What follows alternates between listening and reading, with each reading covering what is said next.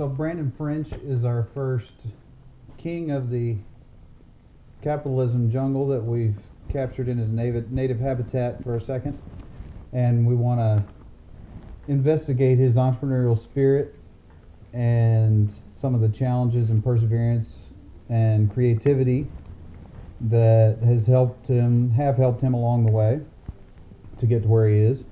And so Brandon, can you tell us your name and your university and Sure, the name of your sure. business, please?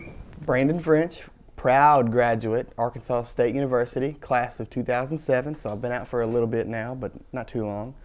Graduated with my bachelor's, marketing management.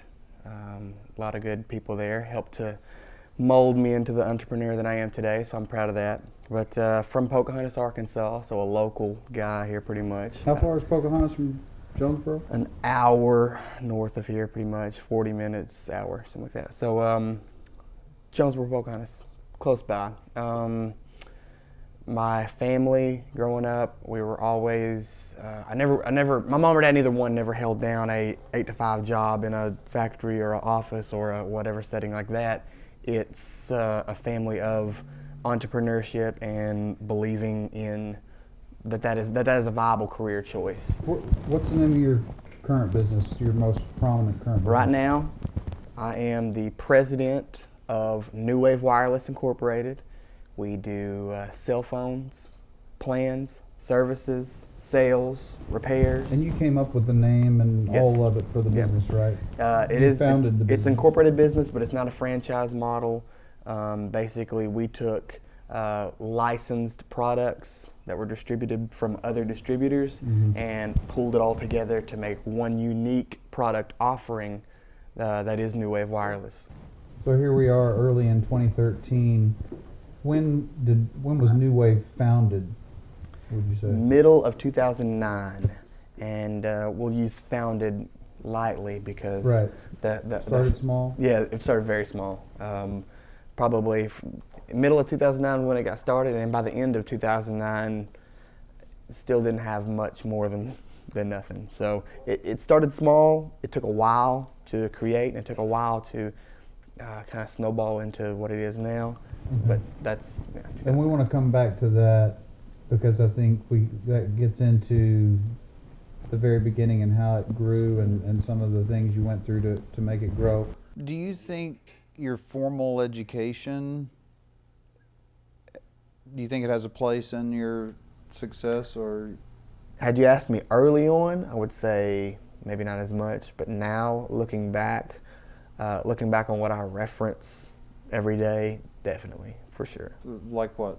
I mean, 'Cause from your degree's in marketing management, and so but you've kind of played all these different roles sure, throughout your trajectory here. I can reference basic business accounting classes when I'm talking about profit and loss statements. Even if I'm it's just talking about, terminology. I mean, I Vague can. concepts or very general concepts. Then you go to marketing classes where we're talking about the P's of marketing, and keep that in mind. I can go back to my management classes on how to treat employees and what's okay and what's tolerable and what's permissible in the workplace. I mean, every little thing that you learn almost has a echo at some point down the road. Right.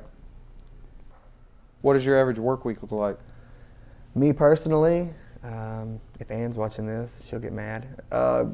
50 to 60 still. Before, when I first started, I worked from 8 a.m. to 10 p.m. How many days a week? 6 days a week. And that went on for a year at least.